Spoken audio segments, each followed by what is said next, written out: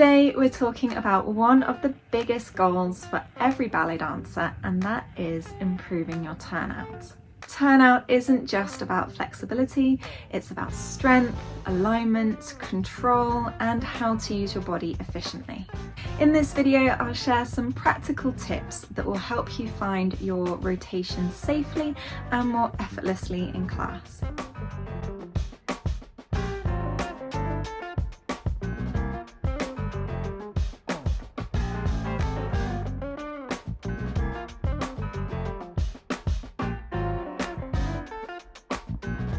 Let's start even before the class begins. If you want to access your best turnout, you'll need to wake up the correct muscles, and that includes the hips, glutes, and the rotators. So before your class begins, you'll want to do a few stretches of the glutes and the hip rotators. A few stretches that I love include butterfly stretch. This is where we have the soles of the feet together, the knees open, and then we try to bring our body forwards until we feel a stretch in the glutes. If you want a deeper version of this stretch, you could try placing one leg on top of the other. Completely up to you how far you cross the legs. You could just cross the ankles, but if you are particularly mobile, you might want to go all the way, so we have one leg right on top of the other. And then you'll want to bring your body forwards until you feel a good stretch in the glutes. But as always with any stretch, do not push yourself so far that you feel any kind of discomfort. Another great stretch is a 90-90 stretch. You could do this lying on your back. You want to start with both legs in tabletop, then you'll rotate one leg, place it on top, put one hand through the gap and one hand around the outside, and pull both legs in towards your chest. If you don't quite have the flexibility for this, you could try it sitting with your back against a wall. Both knees bent, then one leg goes on top of the other, and you pull that parallel leg in towards you. And of course, make sure you do both sides. So not only does this open out the hips, but it also releases the hamstrings and the lower back.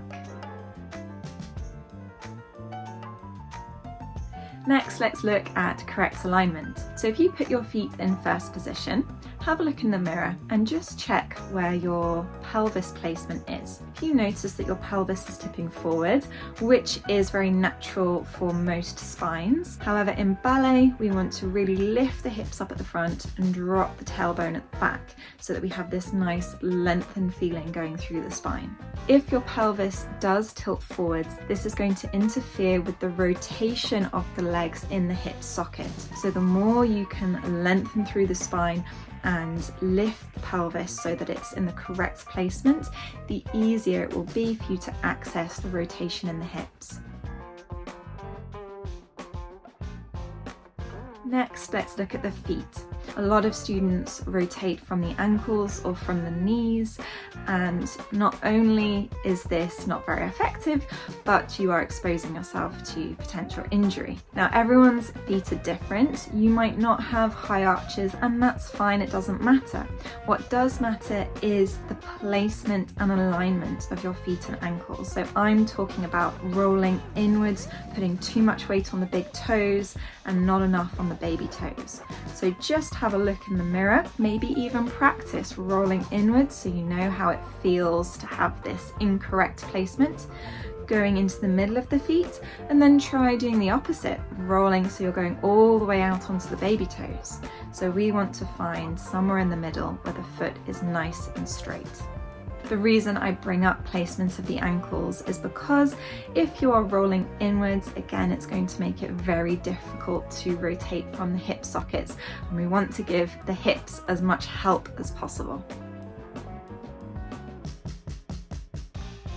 So a really good tip that can be transformative for a dancer when their leg is out to the side a la seconde is making sure that the leg never goes behind you. It is so difficult to rotate from the hips when the leg is behind you. Now, depending on what kind of school you go to, what kind of syllabus you follow, there may be different rules about how far you can bring your leg a la seconde. For example, I know Russian methods are very strict about keeping the leg firmly to the side and not letting the leg rotate too far forwards.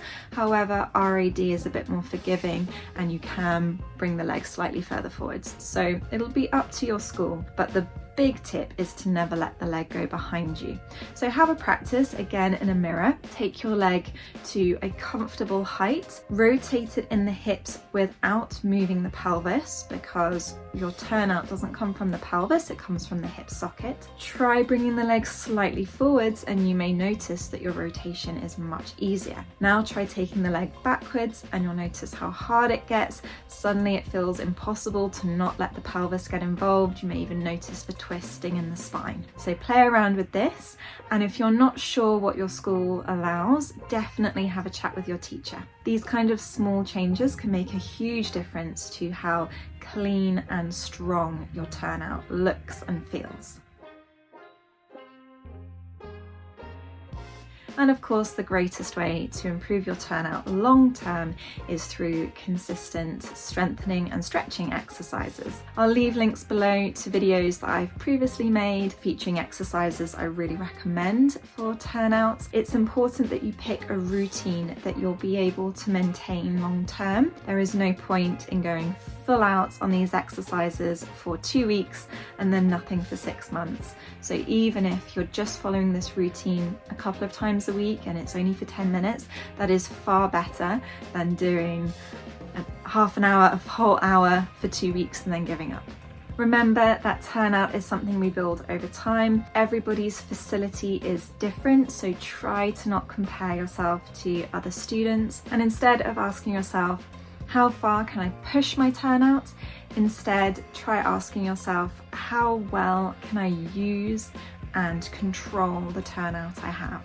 And as always, an important reminder, forcing your turnout may result in injury, which could set you back. So instead, think about small, consistent and mindful exercises and daily practices that will help you achieve your goals long term. If you found this video helpful, don't forget to check out some of the links to strengthening and stretching exercises I recommend. Don't forget to like and subscribe, and I'll see you in the next video.